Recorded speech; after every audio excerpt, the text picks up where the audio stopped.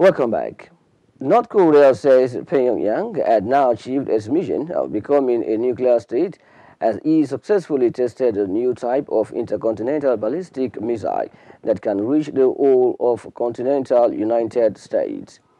The Hwasong 15 miles, which it said was its most powerful, was launched in darkness early on Wednesday, which landed in Japanese waters but flew higher than any other missile the North has previously tested. Pyongyang says the missile reached an altitude of 4,475 kilometers and flew 150 kilometers in 53 minutes, close to independent estimates made by South Korea's military. Japanese official says the projectile, fired at a steep incline, did not fly over Japan as some have done in the past and landed about 250 kilometers short of its northern coast. Japan and South Korea have condemned the test, with the South launching its own missile test in response. U.S. Defense Secretary James Mattis says the missile launch went higher, frankly, than any previous shots they have taken, and says North Korea possesses a worldwide threat. According to White House President Donald Trump, said they will take care of it as he was briefed while the missile was still in the air.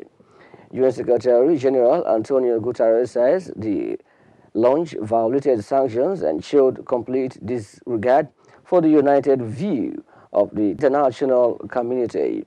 North Korea has previously made claims that its projectiles could hit the U.S., but this marks the first time it says it can do it with this new type of missile, which appears to be an upgraded version of previous ones.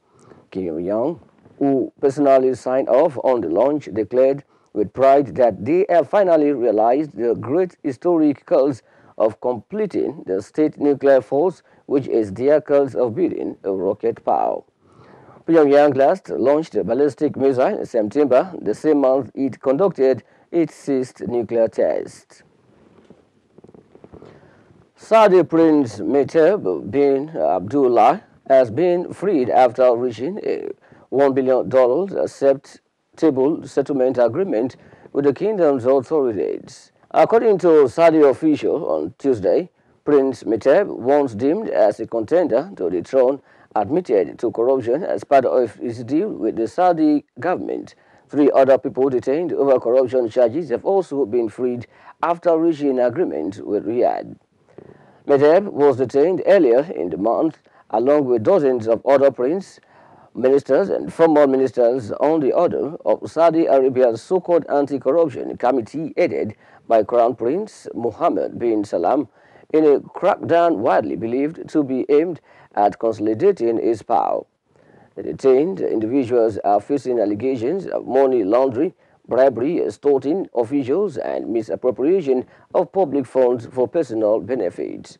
The detentions record a police coup in June that ousted Mohammed bin Naif bin Abdulaziz Al Saud as the first in line to the Saudi throne and replaced him with Mohammed bin Salman. Pope Francis has celebrated his first public mass in Miami with 150,000 followers that attended the mass in the city of Yangon, as he staunchly defending ethnic rights in his nation facing accusations of ethnic cleansing. In his homily on Wednesday, Francis referred to the ethnic discrimination and conflicts that Myanmar has seen for decades. Pope Francis referred to the wounds of violence from ethnic conflicts, but urged the people to shun revenge as it's not the way of Jesus. He again avoided the term Rohingya, the Muslim community of whom 620,000 people have fled to Bangladesh since August, that make UN to describe the crackdown on the community as a state of wrecking. Pope Francis had been warned by his Catholic representatives in the country not to use the sensitive term Rohingya for fear of alienating the Buddhist majority and causing difficulties for the nation's 600,000 Catholics. Myanmar's government rejects the term Rohingya as textbook ethnic cleansing, labeling the community Bengalis. It says they migrated illegally from Bangladesh, so should not be listed as one of the country's ethnic groups. It also denies the accusations of ethnic cleansing and says the crackdown was to root out violent insurgents after deadly attacks on police posts by Ringian militants. As it on our news around the world, let's join Anna for some sport news.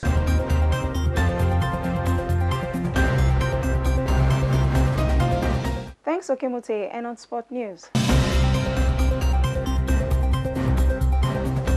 Chelsea coach Antonio Conte has said that he won't rush Victor Moses back into action following his recovery from injury. Chelsea ahead Conte, who English Premier League game against visiting Swansea today, added that Moses needed time to regain full fitness. The Nigeria international was absent for 8 matches after sustaining an injury against his old club Crystal Palace on October 14th and only resumed full training with the first team a week ago. Meanwhile, Conte has urged Chelsea to keep Thibaut Courtois with the club. The Blues' #1 has a contract that runs until the end of 2019. However, Conte recently suggested that there is no agreement clause and talks on fresh terms will be parked until the end of the season.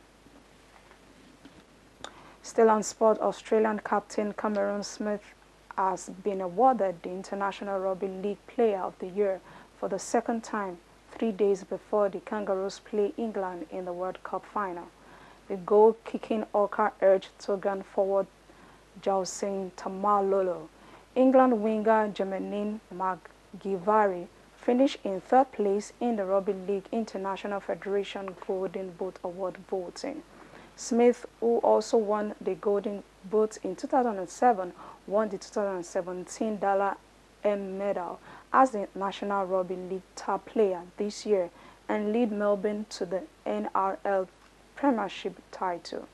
New Zealand Kiwi Ferns forward Tula Fotomaola won the Women Player of the Year title. Fotomaola will lead New Zealand against Australia in Women's World Cup final, which precede the men's title match on Saturday in Brisbane. On cricket, Australian batsman Usman Wahanja says he is not bothered by his poor record against spin bowling after failing to English spinner Mon Ali for just 11 in the harsh opener in Brisbane, continuing his rough patch against slow bowlers. Usman Wahanja did not need to bat in the second innings, given the successful charge of 117 by openers David Warner and Cameron Bancroft. The left-hander Wahanja has been dismissed by spin bowlers in 17 of his 43 test knocks and was dropped from the test side on the subcontinent tours earlier this year. The reinstated first dropped is unfazed by the record as Australia prepares for the second test against England, which starts on Saturday in Adelaide. Wahanja does not expect England to rush early into their bowling attack when it comes to the crease in Adelaide after his failure in Brisbane, but his teammate Nathan Lyon says his side is expecting England to fight back in Adelaide. The Tories go into the day-night test fresh from a thumping loss to Australia in Brisbane. Lyon says his side isn't going to take the opposition lightly, with a lot of cricket yet to be played in a 5-test series. Lyon added that Australia needed to pay respect to the Tories, given that their bowlers were likely to enjoy the condition during the only day-night test of the series. That's it on our sport news for today. Let's join Ogali Mafuro for the top story that made the headlines. I am Anna Olutayo.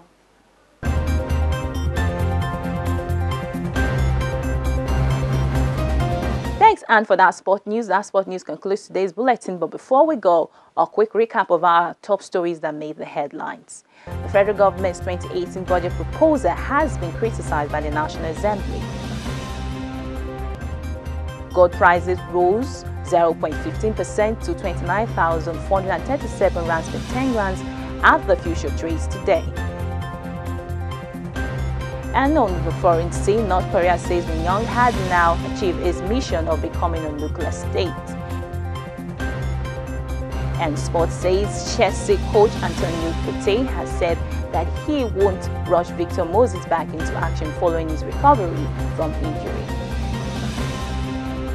Thanks for watching. You can follow us on our social media platform by visiting our website at www.abnchannel.net. Follow us on Twitter at ABN Channel, like us on Facebook at ABN TV, and also kindly subscribe to our YouTube channel at African Broadcasting Network. I am Ogali Mafuru, and do have a fulfilling day.